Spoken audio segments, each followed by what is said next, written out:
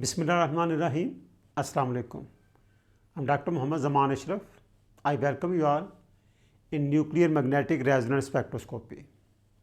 This is abbreviated as NMR spectroscopy. So this technique, it is helpful to determine the structure of organic compounds. So this is the most useful technique which is applied to determine the structure of our organic compounds. We have studied some other spectroscopic techniques. In my previous lectures, I have discussed the FTIR spectroscopy, UV visible spectroscopy, and mass spectrometry techniques which are used to determine the structure of organic compound. So when we are talking about FTIR spectroscopy, FTIR, it is most commonly used to determine the presence of different functional groups in organic compounds. For example, if we have any molecule like ethanol, or we have benzoic acid, so the presence of different functional group in organic compounds, they can be determined with the help of FTIR spectroscopy. The UV visible spectroscopy is used to determine the presence of unsaturation in organic compounds, where we discussed the electronic transition. In case of FTIR spectroscopy, we have discussed the stretching vibration, or when we have a bond, CH bond, or we have carbon single bond, or we have carbon double bond, or we have carbon triple bond, or we have carbonyl group, or we have acidic OH group, or we have NH group. So all these bonds, they have different stretching absorption in IR spectrum. So because of different stretching absorption, they can be differentiated, or they can be determined by using FTIR spectroscopy. In case of mass spectrometry is used to determine the molecular masses of organic compounds. The fragmentation pattern in mass spectrometry is also useful to determine the structure of organic compounds. So it means these techniques, they are used to determine the structure of organic compounds. The NMR spectroscopy, this is the most useful technique to determine the structure of unknown organic compound, and this is the most important as compared to all other spectroscopic techniques. If we combine IR and NMR spectrum, both these techniques, they tell us lot of information which are helpful to determine the structure of organic compounds. So let's start with the nuclear magnetic resonance spectroscopy. The NMR spectroscopy, in this technique, we can determine the magnetically distinct nuclei. Suppose we have any molecule, for example, we have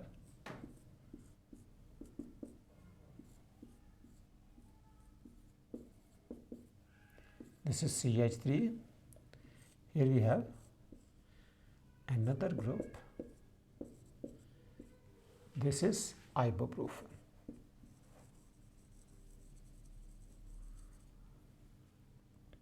Here we have one hydrogen. So in this molecule we have different nuclei. So in NMR spectroscopy, we are able to determine the magnetically distinct nuclei.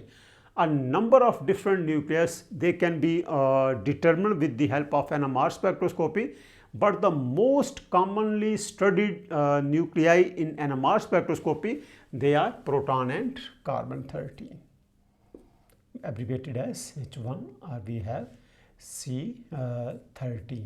Commonly this is known as C13. Okay, so these two, they are also present in organic compounds. So that's why the determination of proton and carbon-13 NMR spectrum of organic compounds, they actually helps us a lot to determine the structure of organic compounds.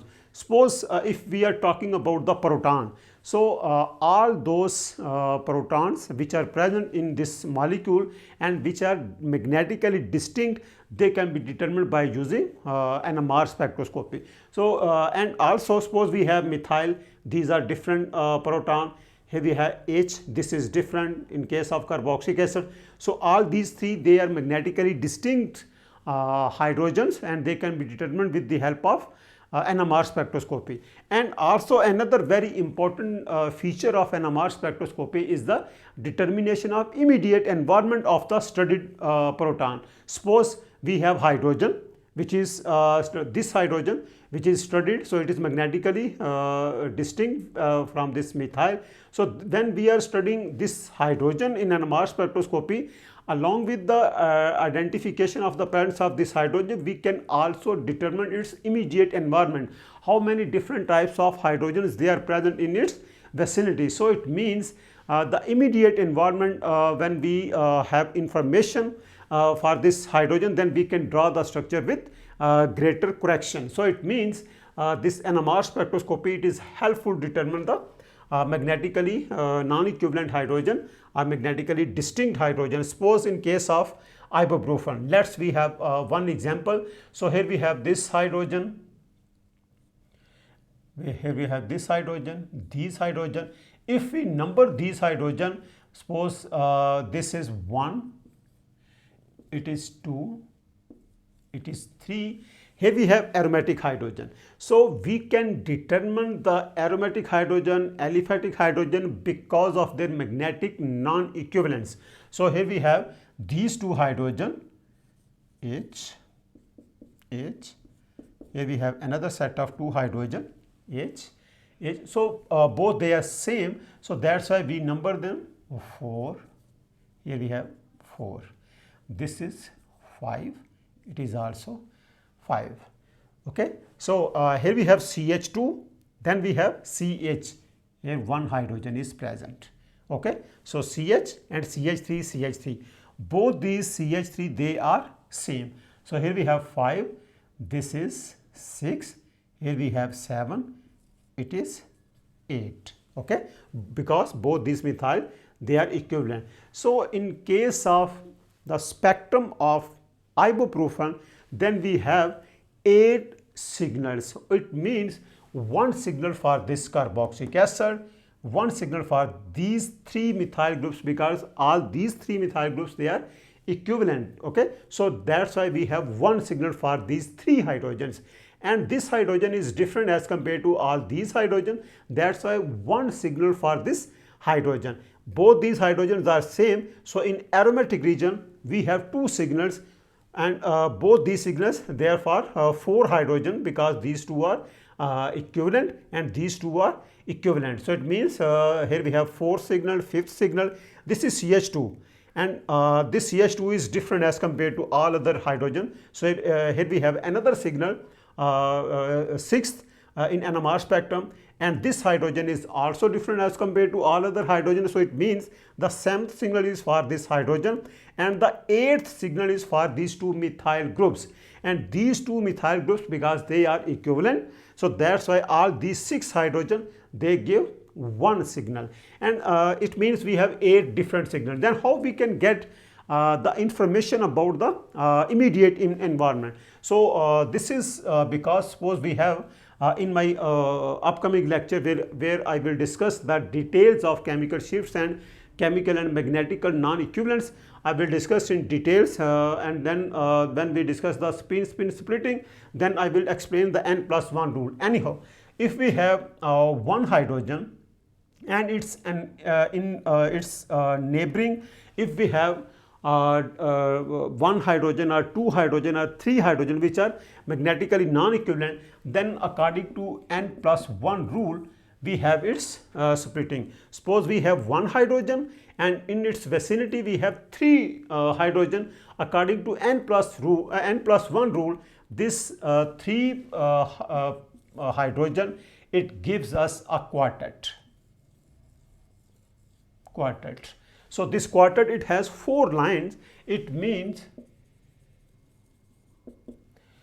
when we have 4 lines, then we have some information about the immediate environment of this hydrogen presence of this quartet. It tells us that in its vicinity or neighboring, we have 3 hydrogens. So that's why this methyl group, it is also justified because of its quartet for this hydrogen.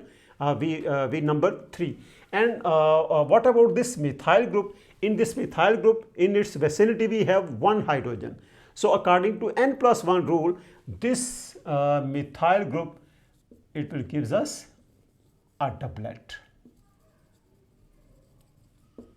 Okay, this carboxylic hydrogen, it gives a singlet, and sometimes, because this is labile hydrogen, sometimes it has broader signal, or we don't have its signal in NMR spectrum. I will discuss in my upcoming lecture how deuterium it replaced this hydrogen, and that's why this signal it is not present in NMR spectrum. Okay, so these two hydrogen, because in its vicinity we have two different hydrogen, so that's why they gives us a doublet. This is for ortho coupling, and a doublet for this one. So these two doublets, they are present in aromatic region. I call aromatic region or aliphatic region because when we discuss the chemical shift, we have different values of chemical shifts, and based upon different values we classify different regions. So the aromatic region, the protons, they appeared in 6 ppm or 7 ppm or 8 ppm. So between 6 to 8, the aromatic hydrogens or aromatic protons, they appeared. So here we have CH2. In CH2, the next neighboring or in its vicinity, it possesses one hydrogen. So that's why this 6, it will gives us, according to n+1 rule, because one hydrogen is present, it will gives us a doublet like that. This hydrogen, it is attached with this carbon, which is attached with further 2 methyl groups and 1 methylene. So if we apply the n+1 rule, then we have different signals. Suppose for this 6, it has a triplet, and for these 2 methyl groups, 6 hydrogens are present. For these hydrogen, it will gives us a septet. So it means we have from one side we have triplet, from other side 7 hydrogen we have septet. So as a whole, this hydrogen, one hydrogen which we labeled 7, it will gives us a multiplet. So these 2 methyl groups, because they give only one signal, and how we can determine the immediate environment, the carbon which is attached with these 2 methyl group, it possesses only one hydrogen. So according to n+1 rule, these 6 hydrogens, they gives us a doublet like that. If we have a septet, then we have 7 lines. If we have a triplet, then we have 3 lines like that. Okay, here a quartet, then we have such types of lines. If we have 5 lines, then it is quintet, or sometimes called it is pentet. So it means when we discuss the NMR spectrum of any organic compound, then we can easily determine the magnetically distinct hydrogen, and also we get information about the immediate environment of that proton or that nucleus. So same rules or same principles, they are applied for carbon 13 NMR spectrum. So it means if we have the basic introduction or basic information to interpret the proton NMR spectrum or the chemical shifts of these hydrogen, then same rules they can be applied to determine the to interpret the NMR spectrum for carbon or carbon 13 NMR spectrum of organic compounds. Similarly, if we have an other molecule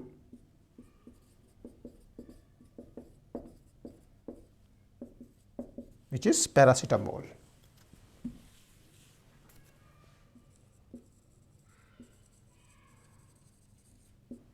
So this paracetamol, it is used as a analgesic painkiller, and this ibuprofen, this is non-steroidal anti-inflammatory drug.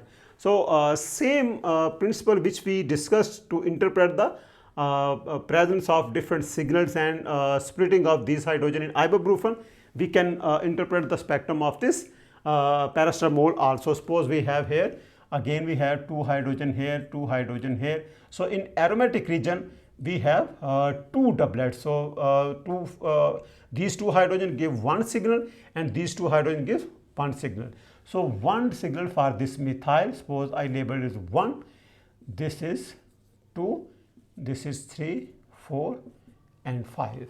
Okay, so 5 different types of hydrogens, they are present in this molecule paracetamol, and all they give different signal, and we also get the information about for the immediate environment. Suppose this methyl, in its vicinity we don't have any methyl group, so that's why it will gives us singlet. Here we have singlet. This hydrogen 2, it also give singlet. These two hydrogens, they give doublet.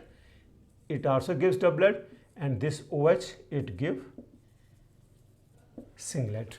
So when we interpret the NMR spectrum, then we can determine the presence of different types of hydrogen in organic compound or in your structure, and also its environment. We can have some information about the immediate environment of that hydrogen.